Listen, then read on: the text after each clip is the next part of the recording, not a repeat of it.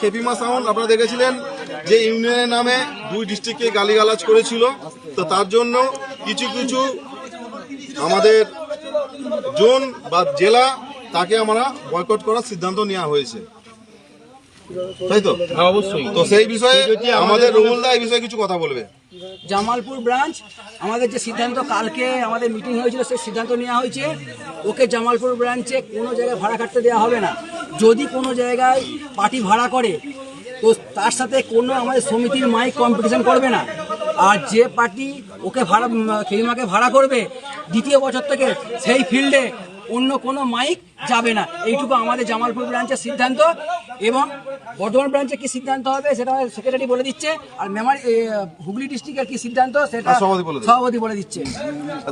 বর্ধমান জেলা থেকে যে সাধারণ মাইক মালিকদেরকে নিয়ে কাজ, যেহেতু একটা সমিতিকে খারাপ ভাষা বলেছে, সেই হিসেবে ওর একটা পানিশমেন্ট হওয়ার দরকার আছে। তা সেই হিসেবে প্রতিটি ব্রাঞ্চকে জানানো হচ্ছে যে মাইক ভাড়া কেউ না করে, করলে যেটা বলা হলো জামালপুর ব্রাঞ্চ যেমন দায়িত্ব নিয়েছে সেখানে অন্য কোনো মাইক দেওয়া হবে না।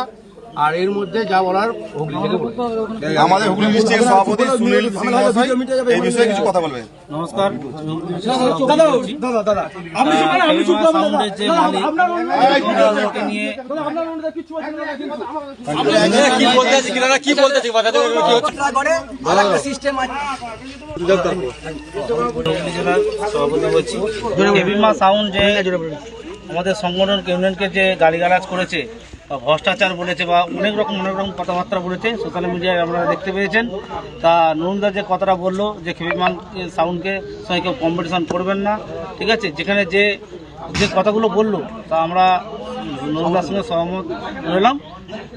ডিস্ট্রিক্টকে ক্ষমা চাইতে হবে। তো আপনারা যেটা শুনলেন 2 ডিস্ট্রিক্ট এবং জোন থেকে খেপিমা সাউন্ডকে বয়কট করছে।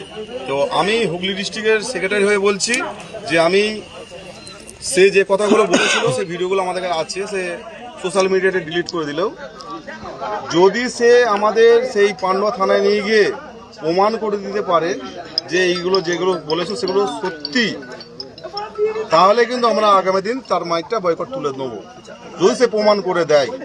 কিন্তু যদি প্রমাণ না করে তার জন্য আমাদের কমিটি সিদ্ধান্ত পুনরায় তাকে নিয়ে ভাববে।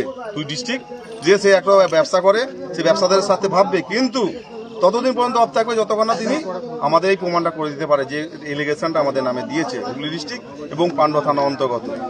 এটা মাথায় রাখবেন। অর্থাৎ ততদিন যারা যারা ওকে ভাড়া করবেন সেই জায়গা কিন্তু আমাদের হুগলি ডিস্ট্রিক্ট বা বর্ধমান ডিস্ট্রিক্টের কোনো সেট কিন্তু ওর সঙ্গে কম্পিটিশন করবে না, বা সেই জায়গাতে কোনো মাইক গেলে সেখানে 5 বছর সেই জায়গাটা মাইকটা বন্ধ থাকবে।